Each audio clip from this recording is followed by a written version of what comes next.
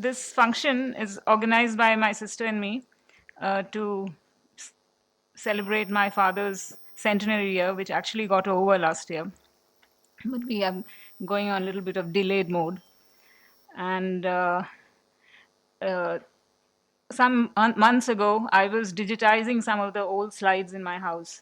And I found some slides that he had taken when he went to Andaman Nicobar in 1972. So I got that digitized, and then I also discovered an article he had written. Meanwhile, I was reading articles by Pankaj Seksaria and others in Frontline about what is happening in the Andaman Nicobar now. So I thought, why don't I put these two things together, and why don't we do a function so that we can hear what happens to the Andaman Nicobar almost 50 years after Achan went there. And so that's the reason why this is organized in this form. And some people have asked me why I chose March 8th.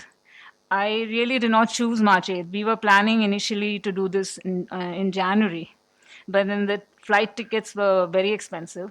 And so we decided not to do it in January. And then I was traveling through the entire month of February. So March was the earliest. And I thought a second Saturday means that both Pankaj and my sister can come easily. I just forgot about the March 8th element of it. And so I think there's a lot of distraction for both the media as well as public to go. There's plenty of things happening here. March 8th, there's Article Pongala, there's CPM Party Congress, and then there's all the usual Kuttum Kolavadum and women running away from home and getting their hair chopped and going to Bombay. There are lots of nice stories for the media. So, so I apologize to Pankaj if the audience is very thin right now. And but I hope that people will drop in and come in. Anyway, we are recording the whole thing and it'll go up on the AIDEM site. So it'll be available for those who are not here to see. So I'm very happy and that Pankaj could make it here, and also our discussants. Each has been chosen with great deal of care, and Shanti, Tara, and Sarjan. And I think that we'll have a very stimulating discussion afterwards. And because we are so few, it's possible to have a large discussion. Just one last thing before we move to my sister speaks about my father a little bit. March 8th, and why the relevance? I mean, why is it everybody's talking about women and, women empowerment? Since morning, I'm getting things uh, in my WhatsApp about women and women empowerment. So this is a letter my father wrote, not a letter actually. It's a nomination for the B.D. Goenka Award for Distinguished Service in the Field of Journalism, which he got actually by the time he could not type or he could barely speak. And this is in 1989, and he got my mother to type it out for him. And so he says, I hereby nominate Miss Chitra Subramaniam, correspondent of the Hindu Geneva, for the award. And evidence of work, not enclosing as her dispatches are too well known, why I am nominating her. Her reports concerning the Bofors issue were largely instrumental in unseating the Prime Minister of a nation. It needs immense courage, dedication, and sense of direction to expose the Bofors scandal in which the PM was reputed to be involved. She had also to face the wrath of the proprietors of the Hindu in this venture. I don't understand why she was singled out against recognition when her collaborator, Sri N. Ram, was awarded the Padma Bhushan by the state. I take it as my duty to suggest her name for the prestigious BDC award. In fact, the prestige of the award will go up if it is given to Ms. Chitra Subramaniam. And then he says, short biography, they have a thing that they ask. He says, she attracted my attention as a reporter of the Hindu, was a student of Lady Shri Ram College, New Delhi, lives in Geneva with her husband and children. But the most important fact about her is that she rose to fame by a single story, and this promises a very bright future for her. So with this thing, you can understand that he was supportive not just of us, my mother or us, but also of colleagues and women colleagues. And so that's my March 8th bit on my father. So now I invite my sister Arunima to come and say a few words. After that, I'll show a small video which I made with his slides he took in Andamans and some excerpts from what he wrote about it. Thank you very much. Our father, before his move to Delhi, was a significant left-wing journalist in Kerala. He was also a trade unionist. He had his political life started very early on, in his very early 20s. And when I think back at that time historically, I'm struck by and I'm very happy that so many people are here today who are children of people who were alive and active at that time, who are our family friends. And I'm happy that I was born in a family whose kinship and friendship networks were such, and that there was such a world where the kinds of issues that people were fighting for was for truth and equality. We live in a post-truth world. People like my father and mother taught us to value the importance of the fight for equality, the fight for justice, the fight for constitutional values. They taught us that it is extremely important to struggle for these kinds of changes. But the one story that I want to leave here with you, like my sister told you the story about Chitra and Chitra being nominated by my father for the Goenka Award. When I was a first year student in Delhi University, I got involved in students' politics. And we were protesting something at that point, and we were in dharna outside the vice chancellor's office every night. And I would come back in the morning, and my father would make me a cup of coffee. My mother would have gone to work, and he would ask me what happened.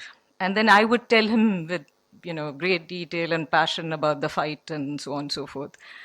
And I still remember that what he said to me, he would be interested. He was very interested in the movement. He said, if you can persuade two people to come along with you, that would be far more important than any political position that you are going to actually put out there. I think this is a lesson that is very important. It's a lesson I think about a lot. If our struggles are such that we alienate people, we cannot bring people together, we do not learn how to build solidarities, then so I think it's important to remember the people of that time, remember people like Sharmaji, people like K. Gopinathan, and so many others, Lalidambika Andarjanam, so many who were, fighters and strugglers and dreamers in their own right. So with just these few words, I thank you all for having joined us here. And I have to just end with a small note of humor, which is that my father, apart from the fact that he was a voracious reader, he had a great sense of humor and he didn't take himself very seriously. He would have been quite astonished. But we are delighted that we could bring Dr. Pankaj Eksaria here to speak on an extremely important issue. The climate emergency is upon us, and we are thrilled that we could have had our wonderful discussants who agreed at short notice to come. So thank you all for joining us here. Thank you so much. Next is a small video that I created on Zoom, putting together some of my father's photographs, slides actually, and few excerpts from this article that he wrote after he returned from Andaman and Nicobar in 1972. Hello, everyone. I'm trying to present to you a few slides that my father took when he visited the Andaman Nicobar in October of 1972. And as I do it, I will also be reading out a few excerpts from an article that he wrote when he was there. So let me start by sharing my screen. So Andaman and Nicobar Islands, 22 to 31st October 1972. A team of Indian journalists visited the Andaman Nicobar Islands along with the Minister of State for Finance, K.R. Ganesh, who was from the Andamans. And after he came back, my father wrote about it in the journal New Wave. Were they the first journalists to visit Andaman and Nicobar? In independent India, this is probably the first formal delegation to visit the Andaman Nicobar. But they certainly were not the first journalists to be incarcerated there. Around 1909, Ram Charan Lal Sharma was sent to the cellular jail for writing an anti-British poem in the Urdu weekly Swarajya, published from Allahabad. The three editors of this weekly were also sent to the cellular jail. They were Babu Ram Hari, Hotilal Varma, and Mahatma Nandagopal.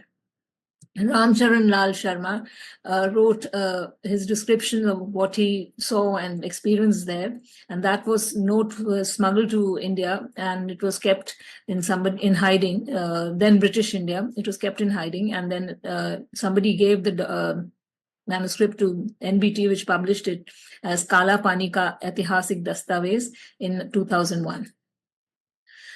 My father and his colleagues, they traveled on the ship called MV Onge.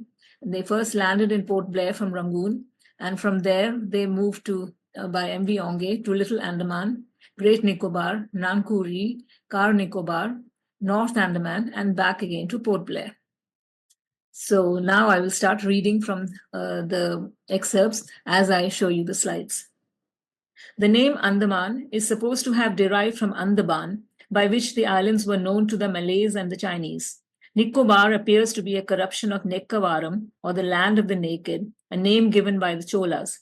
Some old names like Namkuri, Kachal, Kamorta, and Chaura still continue, but most of the present names of the island and prominent places were given by the British, who took possession of the Andamans in 1789.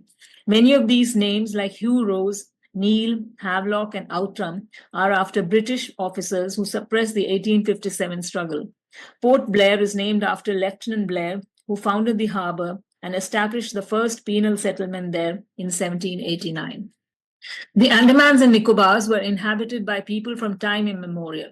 The Negrito tribes of the Andaman group, like the near extinct Andamanis, the Ongis, the Jaravas, and the Sentinelese, belong to one of the oldest stock of the human race. They can be considered to be among the oldest Indians. The Nicobaris, who are fairer and better built, are equally old and are believed to be of Burmese or Malay stock. Some of the tribes, like the Jaravas and Sentinelese, are still not reconciled to the invasion of their homeland by outsiders. The Jaravas continue to attack the British and later the Japanese, who occupied the islands during the Second World War.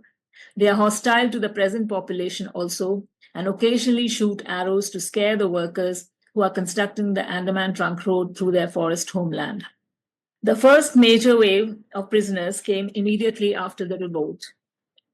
There were freedom fighters from Punjab, UP, Bihar, and other areas were transported to the deadly malarial forests of Andaman. Later, life convicts from various parts of India were sent there. A large wave of prisoners came in 1922 after the Mapla revolt of Malabar. About 2,000 Mapla prisoners were transported to the islands. They were permitted to bring their families after some time.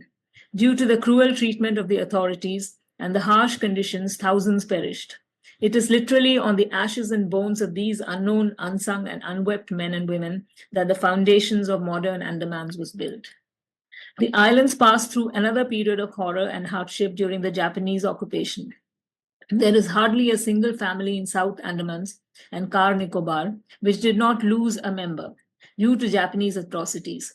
No wonder that Netaji Subhash Chandra Bose's name does not evoke great warmth among all inhabitants of the islands. They cannot forget that Netaji was an ally of the hated Japanese. In the midst of vicissitudes and hardships, a new society evolved in the Andamans, a society about which most of us in the mainland are ignorant. The children and grandchildren of the convicts, isolated from the mainland, evolved themselves into a homogeneous new community with a culture and tradition of its own, a community more liberal and uninhibited by tradition than in the mainland. Since Hindustani was the lingua franca of the convicts, this community is now known as Hindustani-speaking people. They belong to various religious faiths like Hinduism, Islam, Christianity, and Sikhism. They do not practice untouchability and often intermarry. The Hindustani-speaking people or local people take pride in their convict ancestry and their Andamanian life, and along with developed tribes like the Nicobaris, give a distinct personality to the islands. During the first decade of independence, the government did not appear to have a clear-cut policy towards the islands. The prevalent notion in Delhi and among the officials sent from the mainland was to use the islands as a convenient dumping ground for refugees from East Bengal and landless people from other parts of India. Nobody appears to have taken into account the needs of the local population. At one stage, Dr. B.C. Roy even wanted the islands to be merged in West Bengal. Incidentally, this sparked off the first political activity in the islands. The Andamanian Association, under the leadership of the present Union Minister of State, K.R. Ganesh, opposed the move and defeated it. All these settlements and developmental work during the last 2 decades have changed the complexion of the population of the islands. At present, apart from the tribals, the local people, and the Mapla, we have a little Bengal, a little Kerala, and a little Punjab in the islands. Tribal workers from the Ranchi area are another important population group. They work mainly in the forest department. A considerable number of Tamil and Telugu workers have also joined the labor force. People from Kerala constitute a good section of the administration, especially at the middle levels. Because of its enchanting beauty, there is a school of thought which would like to convert the islands into a tourist haven, another Hawaii. They think that if the islands are opened up to tourism of the foreign variety, it will bring in a good crop of dollars for the country. Another section believes that the islands could afford to induct settlers for some time more. It is high time that these questions are settled once for all. As the strategic importance of the islands are going to increase in the coming years, any idea of opening this territory to foreigners would be dangerous. This highly strategic area must continue to remain out of bounds for foreigners. It is high time that the policy of settling people from other parts of the country in the islands is stopped. The prime need now is to consolidate the present settlements and provide work and other essential services to the present population and their children. That's the end. I'll stop my sharing. And so I hope you enjoyed it. And thank you for your patience and watching.